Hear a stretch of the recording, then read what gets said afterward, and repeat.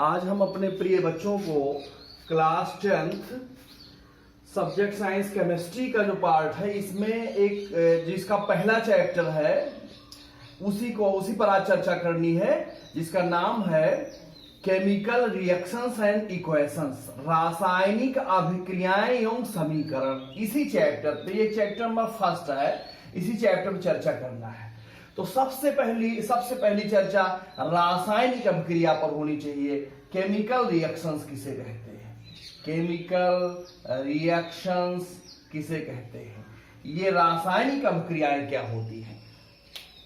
इसका डिफिनीशन है, जब एक या अनेक पदार्थ, जब एक या अनेक यौगिक, जब एक ही यौगिक हो या अनेक यौगिक हो, आपस में अभिक्रिया करके नया चीज बनाता है।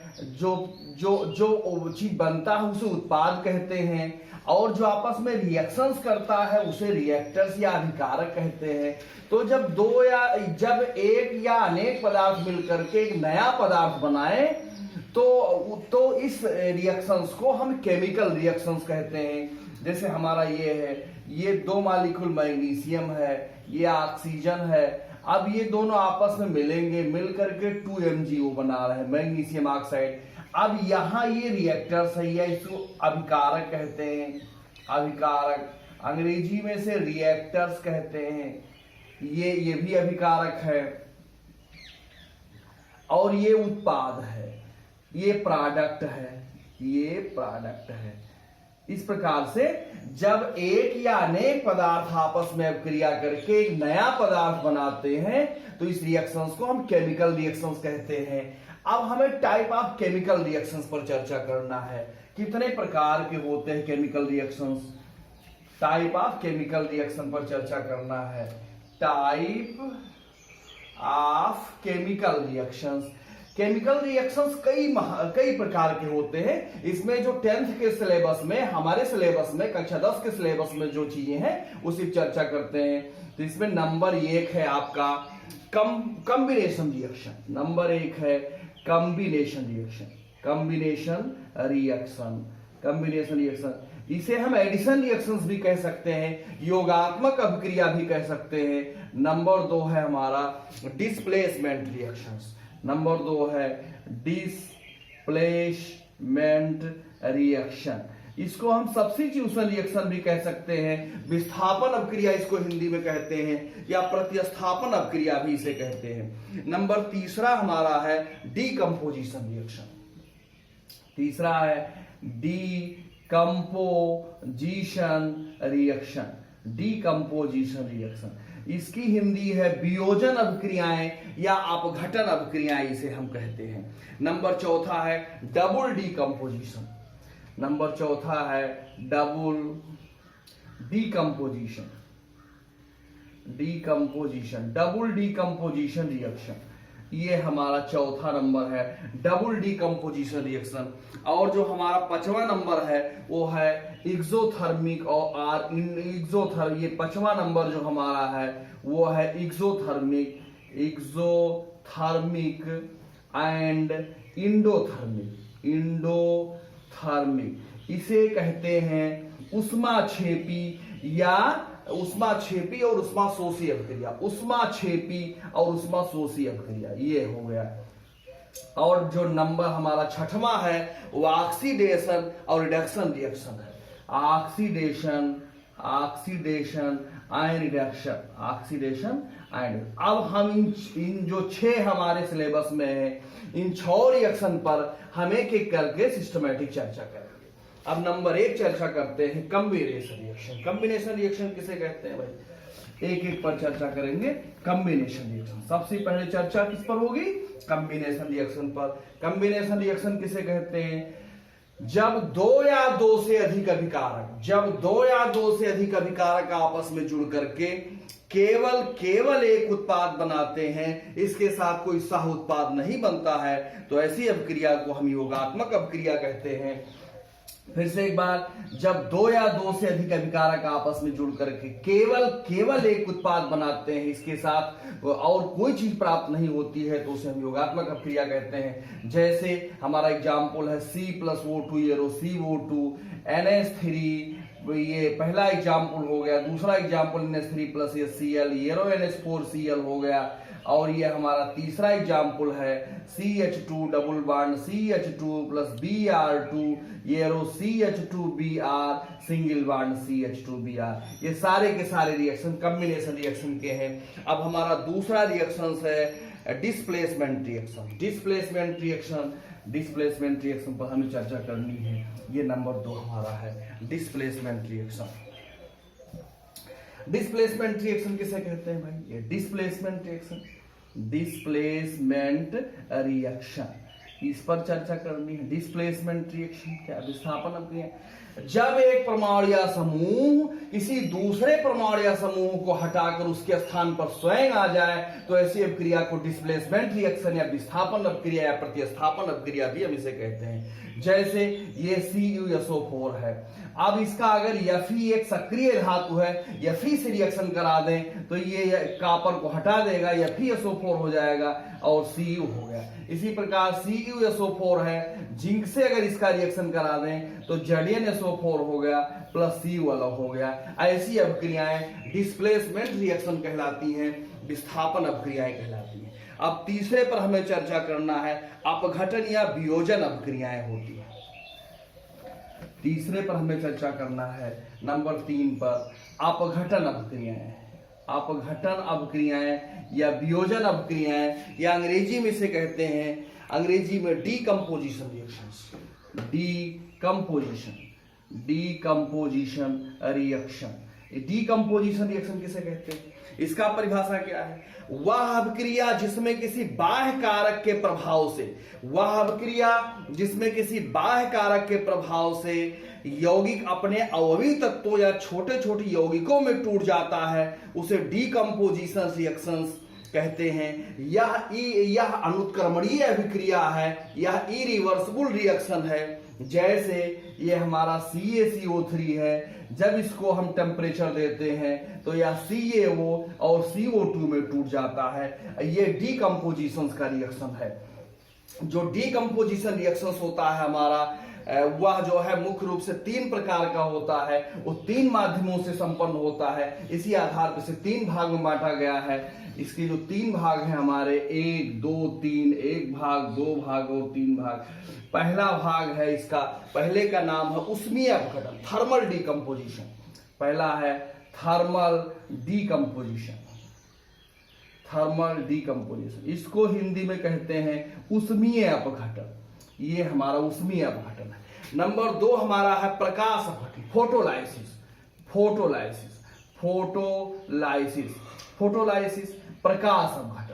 प्रकाश अपघटन। और नंबर 3 जो हमारा है, वो तीसरे का नाम है विद्युत अपघटन, इलेक्ट्रोलाइसिस। इसको बोलते हैं विद्युत अपघटन। अब हम पहले पर चर्चा करते हैं थर्मल कंपोजिशन किसे कहते हैं, उष्मीय अपघटन किसे कहते हैं। ऐसी अभिक्रिया जिसमें यौगिक उष्मा के द्वारा 2 या 2 से अधिक यौगिकों में टूट जाए, उसे उष्मीय अपघटन कहते हैं। ऐसा यौगिक जिसको उष्मा देने पर 2 या 2 से अधिक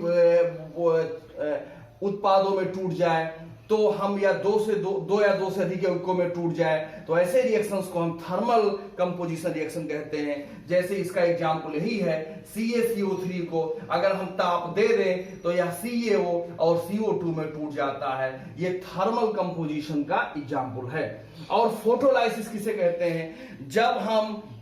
जब वियोजन अभिक्रिया सूर्य के प्रकाश के द्वारा संपन्न होती है, तो उसको हम प्रकाश अपघटन कहते हैं। जैसे हमारा ये 2AgCl है, अगर इसको हम प्रकाश उष्मा दे दें, HNO दे दें, तो ये हमारा 2Ag प्लस Cl2 में टूट जाता है। अब हमारा ये एग्जाम्पल जो है फोटोलाइसिस में आता है। इलेक्ट्रोलाइसिस किसे कहते हैं? ऐसा यौगिक जिसके जलीय विलयन या गलित अवस्था में विद्युत धारा प्रवाहित करने पर जो अपने अवयवी भागों में या अपने अवयवी यौगिकों में टूट जाता है, उसे इलेक्ट्रोलाइसिस कहते हैं। जैसे हमारा NaCl है, इसका जो जलीय विलयन है, इसमें अगर विद्युत धारा प्रवाहित करेंगे तो विद्युत धारा प्रवाहित करने पर ये Na पॉजिटिव और Cl नेगेटिव में टूट जाएगा। Cl नेगेटिव जाकर के ये नोड पर जाएगा और ये कैथोड पर जाएगा। इसी प्रकार हमारा 2s2 है, जब इसमें विद्युत धारा प्रवाहित करेंगे, हम विद्युत धारा प्रवाहित करेंगे तो ये जो है 2s2 और प्लस O2 में टूट जाएगा। और 2s2 और ये हमारा जो है ये नोड पर जाएगा और ये कैथोड पर जाएगा। ये नोड पर जाएगा और ये कैथोड पर जाएगा। ये नोड पर जाएगा और ये कैथोड पर जाएगा। इस प्रकार से तीनों खत्म हो गया। अब चौथे रिएक्शन की बात करते हैं, डबल डीकंपोजिशन रिएक्शन। अब हम चौथे रिएक्शन की बात करते हैं, डबल डीकंपोजिशन रिएक्शन। चौथा reaction double decomposition reaction. Double decomposition reactions किसे कहते हैं? डबल डीकंपोजिशन रिएक्शन क्या होता है? इसे हिंदी में उभय अपघटन अभिक्रिया कहते हैं। उभय अपघटन अभिक्रिया कहते हैं। इसकी परिभाषा क्या है? उभय अपघटन अभिक्रिया किसे कहते हैं? वह रासायनिक अभिक्रियाएं जिनमें अभिकारक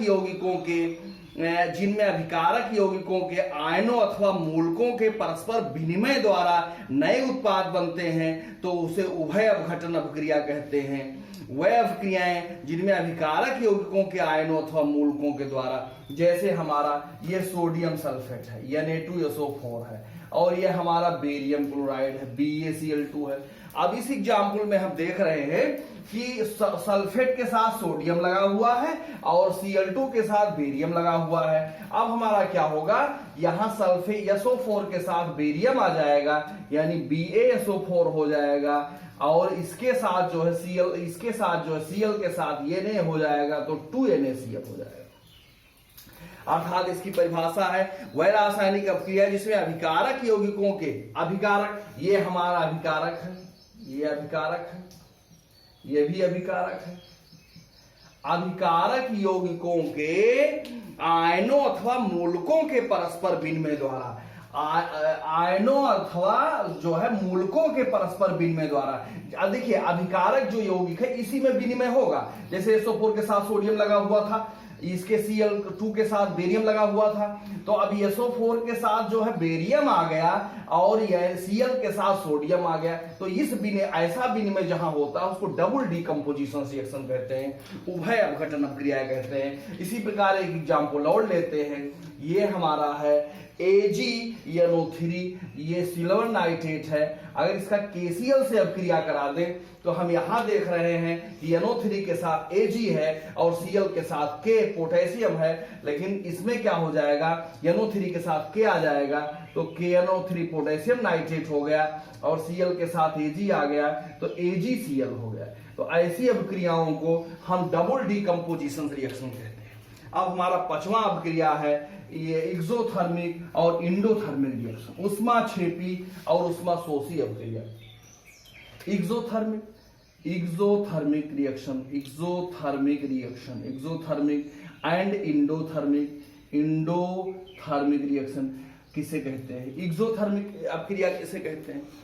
वह रासायनिक अभिक्रिया जिसमें उष्मा उत्पन्न होती है, वह रासायनिक अभिक्रियाएं जो जब संपन्न होती है तो उष्मा स्वयं निकलता है, उष्मा उत्पन्न होती है, ऐसी अभिक्रिया को एक्सोथर्मिक रिएक्शंस कहते हैं। जैसे हमारा मेथेन को जब हम जलाते हैं, मेथेन का दहन करते हैं, तो हमें प्राप्त होता है कार्बन डाइऑक्साइड प्राप्त होता है, जल प्राप्त होता है, और साथ में उष्मा निकलती है। तो जो उष्मा निकल रही हो तो ऐसे रिएक्शंस को हम एक्सोथर्मिक रिएक्शंस कहते हैं। ऐसे रिएक्शंस को हम एक्सोथर्मिक रिएक्शन कहते हैं। यहाँ बैलेंस कर दिया जाए, 2 दूना 4, 4 2 दूना 4, यहाँ भी 2 2 4 हो गया। ऐसे रिएक्शन को एक्सोथर्मिक कहते हैं। अब इंडोथर्मिक रिएक्शंस किसे कहते हैं? ऐसी अभिक्रियाएं जिसको संपन्न होने के लिए बाहर से कुछ उष्मा की आवश्यकता होती है, ऐसी अभिक्रिया को हम एंडोथर्मिक रिएक्शंस कहते हैं। एक बार पुनः, ऐसी अभिक्रिया जिनको संपन्न होने के लिए कुछ अतिरिक्त उष्मा की आवश्यकता होती है, कुछ बाहरी उष्मा की आवश्यकता होती है, तो ऐसी अभिक्रिया को हम एंडोथर्मिक रिएक्शंस कहते हैं। जैसे प्रकाश संश्लेषण एक उष्माशोषी या एंडोथर्मिक रिएक्शन है। प्रकाश संश्लेषण संपन्न होने के लिए जो है बाहर से उष्मा, अगर प्रकाश उष्मा ना रहे तो जो है प्रकाश संश्लेषण क्रिया संपन्न नहीं होगी। इसका और एक एग्जाम्पल बढ़िया है, जैसे ये हमारा 2HgO है। अब अगर इसको हम लोग जो है उष्मा ना दें, अगर इसको उष्मा नहीं देंगे तो ये अभिक्रिया संपन्न नहीं होगी, और जब उष्मा दे देते हैं तो 2Hg प्लस O2 में टूट जाता है। तो ऐसे अभिक्रिया को एंडोथर्मिक रिएक्शंस कहते हैं। अब छठवां और लास्ट अभिक्रिया है ऑक्सीकरण और अपचयन अभिक्रिया। नंबर 6 है ऑक्सीकरण और अपचयन अभिक्रिया। ऑक्सीकरण एवं अपचयन अभिक्रिया। ऑक्सीकरण और अपचयन अभिक्रिया, ये छठवां नंबर है। ऑक्सीकरण और अपचयन अभिक्रिया किसे कहते हैं? ऑक्सीकरण और अपचयन अभिक्रिया बहुत आसान है। ऑक्सीकरण किसे कहते हैं? किसी परमाणु या आयन से इलेक्ट्रॉनों के पृथक्कीकरण को, जब इलेक्ट्रॉन अलग हो जाता है, इलेक्ट्रॉनों के अलगाव को, इलेक्ट्रॉनों के पृथक्कीकरण को ऑक्सीकरण कहते हैं। या इलेक्ट्रॉनों के पृथक्कीकरण के अतिरिक्त जो है इसमें जब किसी पदार्थ में ऑक्सीजन का योग होता है, ऑक्सीजन का योग होना ऑक्सीकरण होता है, ऑक्सीजन का योग होना ऑक्सीकरण होता है, और हाइड्रोजन का ह्रास होना भी ऑक्सीकरण के दायरे में आता है। तो हम कह सकते हैं, पहली बात जो हमने कहा है, किसी परमाणु आयन से इलेक्ट्रॉनों के पृथक्कीकरण को ऑक्सीकरण कहते हैं। ये हमारा हो गया, जैसे सोडियम है, सोडियम प्लस 1 इलेक्ट्रॉन हो गया। ये मैग्नीशियम है, यहाँ Mg डबल पॉजिटिव 2 इलेक्ट्रॉन हो गया। ऑक्सीकरण में धन आयनों की संख्या में वृद्धि होती है। एक विशेष बात है, आज यहाँ 0 धन है, यहाँ प्लस है, यहाँ 0 है, यहाँ 2 प्लस है, तो ऑक्सीकरण में धन आयनों की संख्या में वृद्धि होती है। ऐसे एल्युमिनियम है, Al3 प्लस हो गया और प्लस 3 इलेक्ट्रॉन हो गया। एक परिभाषा तो ये है इलेक्ट्रॉनों के आधार पर। और जब इसमें ऑक्सीजन का योग होता है, जैसे C प्लस O2 ये CO2 हो गया, ये भी ऑक्सीकरण अभिक्रिया है। और हमारे एग्जाम्पल्स हैं, जैसे MnO2 है आपका, MnO2 है प्लस 4HCl है, ये हो जाएगा MnCl2 प्लस 2H2O और प्लस O2 हो जाएगा। O2 एक मिनट नहीं, Cl2 MnCl2, यहाँ Cl2 हो जाएगा प्लस Cl2 हो जाएगा। ये अभिक्रिया। अब ये जो हमारी अभिक्रिया है, ये जो है ऑक्सीकरण अभिक्रियाएं कहलाती हैं। तो हमें विशेष रूप से ध्यान रखना है, ऑक्सीकरण में ऑक्सीजन जुड़ता है और हाइड्रोजन का ह्रास होता है, और ऑक्सीकरण में इलेक्ट्रॉन पृथक होते हैं, इलेक्ट्रॉनों का पृथकीकरण ही ऑक्सीकरण कहलाता है, और ऑक्सीकरण में धन आयनों की संख्या में वृद्धि होती है। विशेष रूप से हमें जानना है। अब हम चर्चा करते हैं अपचयन अभिक्रिया किसे कहते हैं। अपचयन इसका उल्टा होता है। अपचयन 100% इसका उल्टा होता है। किसी परमाणु आयन पर इलेक्ट्रॉनों का जुड़ना अपचयन कहलाता है। यहाँ अपचयन की बात कर ले, अपचयन अभिक्रियाएं जो है, किसी परमाणु आयन पर इलेक्ट्रॉन का जुड़ना अपचयन कहलाता है। अर्थात इसको उल्टा कर दे, ये रो इधर कर दे, तो ये सारे के सारे एग्जाम्पल अपचयन के हो जाएंगे। चाहे ऐसे लिखें और चाहे ऐसे हम लोग लिखें, सोडियम पर 1 प्लस इलेक्ट्रॉन, ये सोडियम हो गया, और Mg पर डबल पॉजिटिव, इसमें 2 इलेक्ट्रॉन जोड़े तो ये हमारा मैग्नीशियम हो गया। यह ऑक्सीकरण का उल्टा होता है। किसी परमाणु आयन पर इलेक्ट्रॉनों का जुड़ना अपचयन कहलाता है। जो अपचयन हमारा है उसमें जो है हाइड्रोजन जुड़ता है और ऑक्सीजन का ह्रास होता है। जैसे हमारा ये और एग्जाम्पल है, ये हमारा एग्जाम्पल हो जाएगा CuO copper oxide, CuO plus H2, तो इसमें जो है H2O हो गया प्लस Cu अलग हो गया। ये अपचयन का एग्जाम्पल है। अब हमारी अगली चर्चा जो है वो ऑक्सीकारक तथा अपचायक पर है। ऑक्सीकारक तथा अपचायक।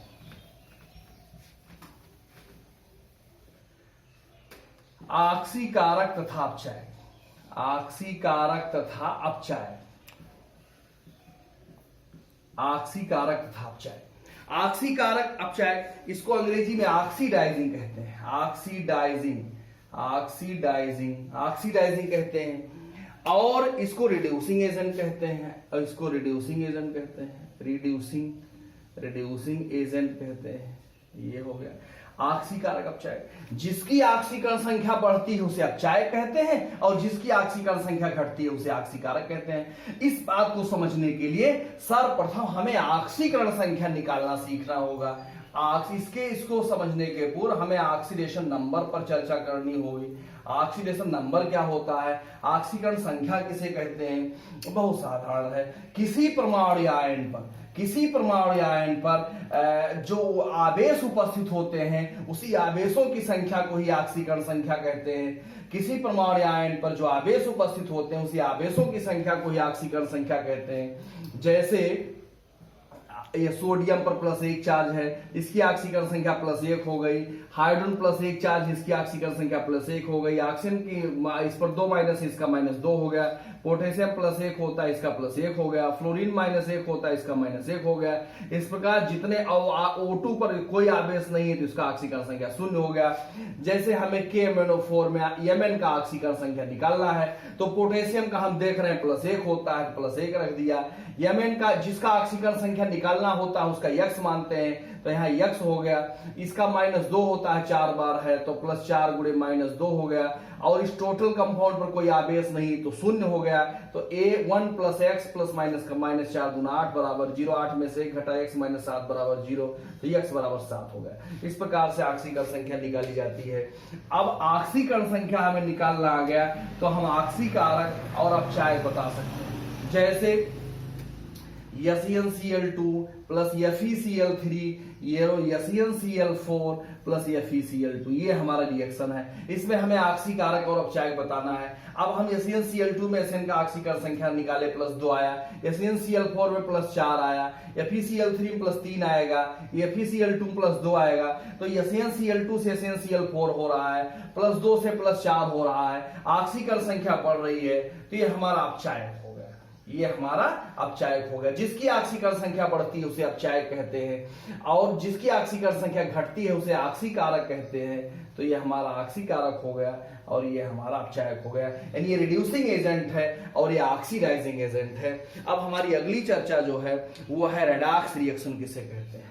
लास्ट हेडिंग है इस चैप्टर की, रेडॉक्स रिएक्शन किसे कहते हैं। रेडॉक्स रिएक्शन किसे कहते हैं, रेडॉक्स रिएक्शन किसे कहते हैं। रेडॉक्स रिएक्शन, अगर रेडॉक्स को हम 2 भागों में बांटे तो रेड धन ऑक्स है। रेड का मतलब होता है रिडक्शन, रेड का मतलब होता है रिडक्शन, ऑक्स का मतलब होता है ऑक्सीडेशन। यानी ऐसी अभिक्रिया जिसमें ऑक्सीडेशन भी हो रहा हो और रिडक्शन भी हो रहा हो, ऑक्सीकरण भी हो रहा हो और अपचयन भी हो रहा हो, तो ऐसी अभिक्रिया को हम रेडॉक्स रिएक्शंस कहते हैं। जैसे वही पिछला वाला एग्जाम्पल ले लेते हैं। SnCl2 है + FeCl3, ये SnCl4 + FeCl2 है। इसी में हमने देखा यहाँ +2 है, यहाँ +4 है, इसका ऑक्सीकरण हो रहा है और ये जो हमारा है ये +3 है, ये +2 है, इसका अपचयन हो रहा है। तो अब ये अभिक्रिया जो है हमारी रेडॉक्स अभिक्रिया हो गई। और आगे जो है जब हम अगला वीडियोस बनाएंगे तो उसमें रासायनिक अभिक्रियाओं को संतुलित करने के बारे में चर्चा करेंगे और वही तरह से इस चैप्टर में बाकी सारी चीजें इस चैप्टर में खत्म हो गई। आशा करता हूं विद्यार्थियों को समझ में आया होगा।